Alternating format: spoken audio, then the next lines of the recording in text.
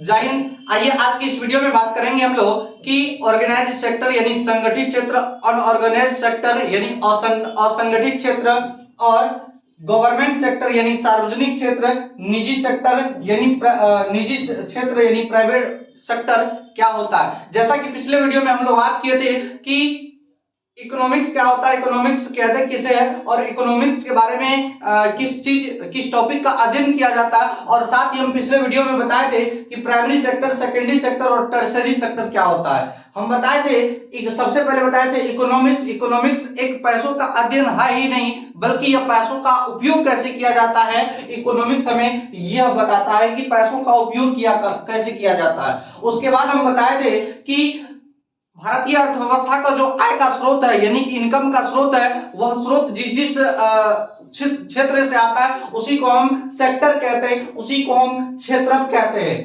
और हम बताए थे कि इनकम के भारतीय अर्थव्यवस्था के आय का स्रोत मुख्यतः तीन आधार पर होता है। पहला होता है नेचर के आधार पर, दूसरा होता है टर्म्स के आधार पर और तीसरा होता है ऑनर यानी स्वामित्व के आधार पर। तो सबसे पहले हम कल बताए, पिछले वीडियो में बात किए थे कि प्राइमरी सेक्टर यानी स्वभाव के आधार पर जो विभाग क्षेत्र होता है वह प्राइमरी सेक्टर यानी प्राथमिक क्षेत्र, सेकेंडरी सेक्टर द्वितीयक क्षेत्र, टर्शियरी सेक्टर तृतीयक क्षेत्र, यानी इन तीनों के बारे में हम पिछले वीडियो में बात कर चुके हैं। अगर आप पिछले वीडियो नहीं देखे हैं तो आप सबसे पहले इकोनॉमिक्स का फर्स्ट वीडियो देखिए। तो आइए आज की इस वीडियो में बात करते हैं कि संगठित क्षेत्र और असंगठित क्षेत्र क्या होता है। देखिए, संगठित क्षेत्र ऑर्गेनाइज्ड सेक्टर क्या होता है कि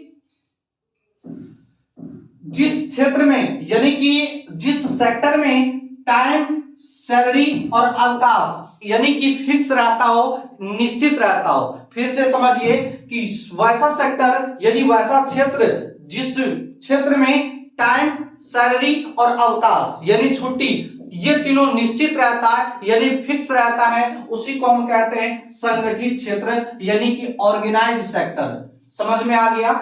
यानी कि और इसका संगठित क्षेत्र का, ऑर्गेनाइज सेक्टर का कुछ न कुछ टर्म्स एंड कंडीशन होता है और उसी टर्म एंड कंडीशन को फॉलो करते हुए हम उस क्षेत्र में टाइम को फिक्स किया जाता है, सैलरी को फिक्स किया जाता है और उसका छुट्टी कब कब होगा उसको फिक्स किया जाता है यानी निश्चित किया जाता है। उसी को हम ऑर्गेनाइज सेक्टर कहते हैं, उसी को हम संगठित क्षेत्र कहते हैं। जैसे एग्जांपल के रूप में समझिए गवर्नमेंट स्कूल। आप देखे होंगे गवर्नमेंट स्कूल में जो टीचर होते हैं उसका एक निश्चित टाइम होता है कि 10 बजे आना है और इवनिंग में 4 बजे छुट्टी होना, और उसका एक फिक्स सैलरी होता है कि आपको इतना पेमेंट दिया जाएगा और साथ ही साथ उसका एक अवकाश यानी छुट्टी निर्धारित होता है कि आपको किस समय अवकाश दिए जाएंगे, आपको किस समय छुट्टी दिए जाएंगे। तो उसका एक निश्चित टाइम भी निश्चित होता है, सैलरी भी निश्चित होता है और अवकाश भी निश्चित होता है। जैसे बैंक में जो सारी स्टाफें काम करती है, जैसे बैंक मैनेजर,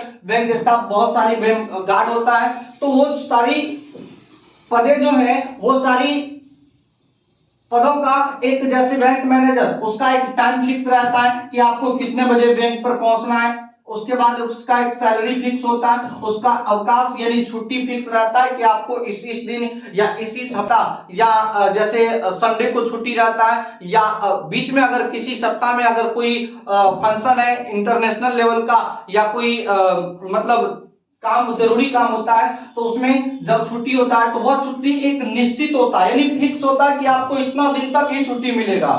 तो जैसे रेलवे में भी एक निश्चित टाइम होता है, निश्चित सैलरी होता है और एक निश्चित अवकाश होता है। जैसे आप देखे होंगे कि जब ट्रेन या रेलवे ड्राइवर को उसका एक फिक्स टाइम होता है कि आपको इतना बजे यहां से ट्रेन खोल के चले जानी है, यानी कि और जहां पर जाना होता है, जैसे मान लीजिए पटना से खुलेगी और पटना से खुलकर दिल्ली तक पहुंचेगी, तो पटना से खुलने का समय जो होता है वो एक फिक्स टाइम होता है कि आपको इतना बजे ट्रेन को खोल लेनी है। उसके बाद और वहां पर पहुंचने का भी एक फिक्स टाइम होता है कि आपको हर हाल में वहां तक इस टाइम तक पहुंचना है। तो इसलिए रेलवे उसका भी टाइम फिक्स होता है, सैलरी फिक्स होता है, अवकाश फिक्स होता है, यानी कि उसका एक टर्म्स एंड कंडीशन होता है और इसी को हम संगठित क्षेत्र कहते हैं।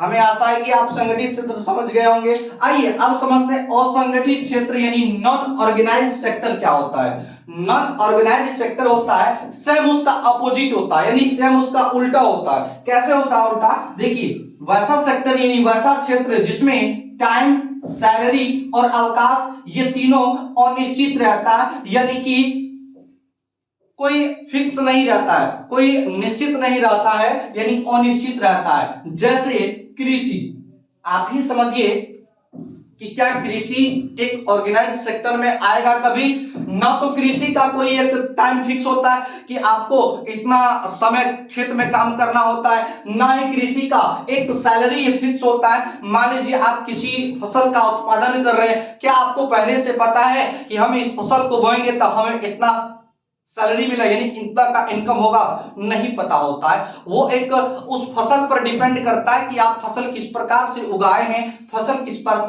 उसमें पैदावार किस प्रकार से लगाए हैं, उस प्रकार से उस आधार पर आपका सैलरी फिक्स होता है। और अवकाश यानी छुट्टी भी कृषि में, मान लीजिए ऐसा थोड़े है कि कभी सुने हैं कि आप मतलब वहां पर छुट्टी एक फिक्स टाइम पर दिया जाता है कि मंडे से ट्यूसडे आप खेत में काम नहीं कर सकते हैं, या संडे टू फ्राइडे आप खेत में काम नहीं कर सकते, यानी उसका अवकाश यानी उसका छुट्टी निश्चित क्या होता है? नहीं होता। तो कृषि, इस आधार पर हम क्या कहेंगे कृषि को? असंगठित क्षेत्र यानी नॉन ऑर्गेनाइज्ड सेक्टर। उसके बाद दुकान, दुकान भी एक ऑर्गेनाइज सेक्टर है। जैसे दुकान खोलने का ना है तो एक निश्चित टाइम होता है, आपका मन आप जब खोले, आपका मन 10 बजे है 10 बजे खोलिए, आपका मन 1 बजे है 1 बजे खोलिए, आपका मन आज का मतलब मान लीजिए सप्ताह में 7 दिन होता है, आपका मन 2 दिन बंद किए 5 दिन चलाएं, तो आपका मन पे डिपेंड करता है, आपके ऊपर डिपेंड करता है। तो उसका एक ना तो फिक्स टाइम होता है, ना ही एक फिक्स सैलरी होती है, और ना ही एक फिक्स अवकाश होता है। समझ में आ गया?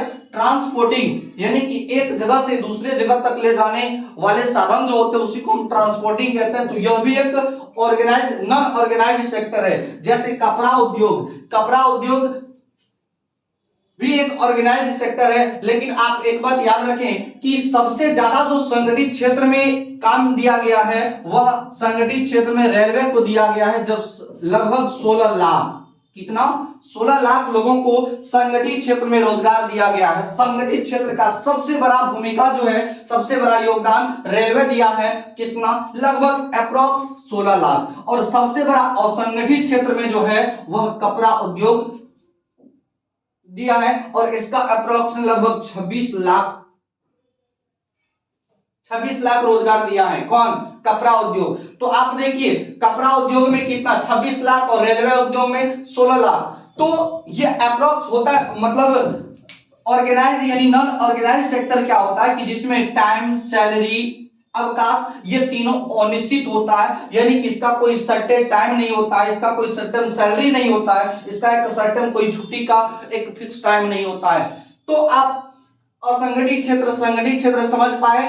अब देखिए टर्म्स के आधार पर यानी शर्त के आधार पर आप देख लिए, शर्त के आधार पर हमारे अर्थव्यवस्था के आय का स्रोत 2 प्रकार का होता है, एक होता है संगठित क्षेत्र और एक होता है असंगठित क्षेत्र। आइए अब स्वामित्व के आधार पर देखते हैं, यानी ऑनर के आधार पर भी हमारे क्षेत्र मतलब 2 प्रकार का क्षेत्र होता है। एक होता है सार्वजनिक क्षेत्र जिसे हम इंग्लिश में गवर्नमेंट सेक्टर कहते हैं, और एक होता है निजी क्षेत्र जिसे हम क्या कहते हैं? प्राइवेट सेक्टर कहते हैं। तो समझिए आप गवर्नमेंट क्षेत्र क्या होता है, यानी कि गवर्नमेंट सेक्टर क्या होता है, और प्राइवेट सेक्टर क्या होता है। देखिए प्राइवेट सेक्टर जैसे आपको भी भली भांति पता होगा कि गवर्नमेंट सेक्टर वो होता है जो गवर्नमेंट अपने अंदर में काम मतलब गवर्नमेंट के अधीन होता है, इस पर पूरा पूरी सरकार का स्वामित्व होता है, सरकार का अधिकार होता है। किस पर? सार्वजनिक क्षेत्र पर। इसका सीधा नियंत्रण जो होता है, उसका सीधा जो संचालन करती है वह कौन करती है? सरकार करती है। किस पे? सार्वजनिक क्षेत्र पे यानी गवर्नमेंट सेक्टर पे। लेकिन निजी क्षेत्र जो होता है वह निजी क्षेत्र पर एक प्राइवेट यानी एक निजी व्यक्ति का अधिकार होता है, और यह केवल और केवल अपना प्रॉफिट खोजते हैं। क्या खोजते हैं? प्रॉफिट के लिए काम करता है, और न कि ये प्रॉफिट के लिए काम करता है। ये गवर्नमेंट सेक्टर विकास, समाज कल्याण के लिए काम करता है। गवर्नमेंट सेक्टर किसके लिए काम करती है? अपने क्षेत्र के विकास के लिए, अपने देश के विकास के लिए, अपने राज्य के विकास के लिए, अपने जिला के विकास के लिए गवर्नमेंट सेक्टर काम करती है। लेकिन वही निजी सेक्टर, अगर निजी क्षेत्र की बात करें तो निजी क्षेत्र केवल और केवल अपना प्रॉफिट खोजती है कि हमें कितना अधिक से अधिक प्रॉफिट हो। जैसे एग्जांपल के रूप में लीजिए, गवर्नमेंट सेक्टर में फौजी एक गवर्नमेंट सेक्टर के अंतर्गत आता है, जैसे गवर्नमेंट जॉब एक गवर्नमेंट सेक्टर के अंतर्गत आता है, क्रिकेट यह भी एक गवर्नमेंट सेक्टर के अंतर्गत आता है, रेलवे यह भी एक गवर्नमेंट सेक्टर के आता है। यानी कि इन सभी के ऊपर जो नियंत्रण होता है, इन सभी के ऊपर जो अधिकार होता है, वह केवल और केवल किसका होता है? गवर्नमेंट सेक्टर यानी कि सरकार का होता है। लेकिन निजी क्षेत्र की बात करें, जैसे LIC, रिलायंस, टाटा, यूट्यूब और सारी सोशल मीडिया जैसे यूट्यूब, फेसबुक, इंस्टाग्राम, ये सारी जो चीजें हैं ये एक प्राइवेट है और इस पर जो एक निजी व्यक्ति का अधिकार होता है, इस पर एक प्राइवेट व्यक्ति का अधिकार होता है और यह प्राइवेट व्यक्ति हमेशा यही चाहते हैं कि हमें कितना अधिक से अधिक प्रॉफिट हो, हमें कितना अधिक से अधिक लाभ हो। तो हम आशा करते हैं कि आज आप इस संगठित क्षेत्र और असंगठित क्षेत्र यानी organise sector, non organise sector, government sector, private sector को आप अच्छे से समझ पाए होंगे। आइए एक बार फिर से रिवीजन करते हैं। सबसे पहले हम आपको बताए थे कि भारतीय अर्थव्यवस्था के जो इनकम स्रोत है वो तीन आधार पर, एक नेचर के आधार पर, एक टर्म्स के आधार पर, एक ऑनर यानी स्वामित्व के आधार पर। नेचर के आधार पर तीन क्षेत्र होता है, primary sector, secondary sector, tertiary sector यानी प्राथमिक क्षेत्र, द्वितीयक क्षेत्र और तृतीयक क्षेत्र। प्राथमिक क्षेत्र वो होता है, हम जैसे बताए थे कल, कि जिसका सीधा सीधा जो स्वभाव होता है, मतलब जिसका सीधा संपर्क, जिसका सीधा जो कांटेक्ट होता है वह नेचर यानी प्रकृति से होता है, जैसे कृषि, मत्स्य पालन, ये सभी क्या एक प्राइमरी सेक्टर है। सेकेंडरी सेक्टर में किसी चीज का निर्माण किया जाता है, अगर टूटी फूटी हो तो उसी का विनिर्माण किया जाता है। कारखाने जैसे जमीन के अंदर से कोयला उद्योग, बहुत सारी जो खनन की मतलब वस्तुएं प्राप्त होती है वो सभी सेकेंडरी सेक्टर में आता है। और टर्शरी सेक्टर हम बताए थे आपको कि यह टर्शरी सेक्टर ना ही किसी चीज का उत्पादन करती है और ना ही किसी चीज का निर्माण करता है, ना विनिर्माण करता है, बल्कि टर्शरी सेक्टर जो होता है वह इन दोनों की हेल्प करता है यानी मदद करता है। और एक बात समझिए, टर्शरी सेक्टर यानी प्राइमरी सेक्टर को भी और द्वितीय सेक्टर को भी बेचने का काम करती है यानी बिक्री का काम करती है। कौन? Tertiary sector. जैसे हम आपको बताया थे हॉस्पिटल क्या है? टर्शरी सेक्टर मदद करता है। उसके बाद बताए थे हम आपको बैंक में जो स्टाफ सब होते हैं वो सब क्या है? Tertiary sector.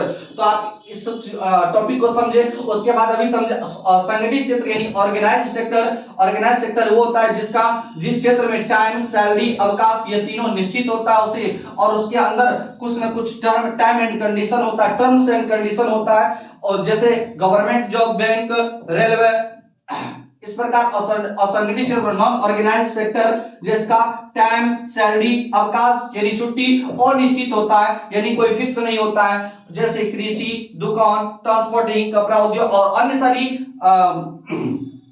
है। और उसके बाद हम बताएं कि ऑनर यानी स्वामित्व के आधार पर जो क्षेत्र है वो सार्वजनिक क्षेत्र, उसके बाद निजी क्षेत्र यानी गवर्नमेंट सेक्टर और प्राइवेट सेक्टर, जैसे फौजी, गवर्नमेंट जॉब, क्रिकेट, रेलवे। निजी क्षेत्र यानी प्राइवेट सेक्टर के अंतर्गत आता है LIC, रेलवे, टाटा, यूट्यूब और सारी टॉपिक है। तो आप इतना टॉपिक को समझ पाए। अगले वीडियो में हम फिर आगे टॉपिक के बारे में चर्चा करेंगे। तो आज का वीडियो भी यहीं तक रहने देते हैं, मिलेंगे अगले वीडियो में। जय हिंद।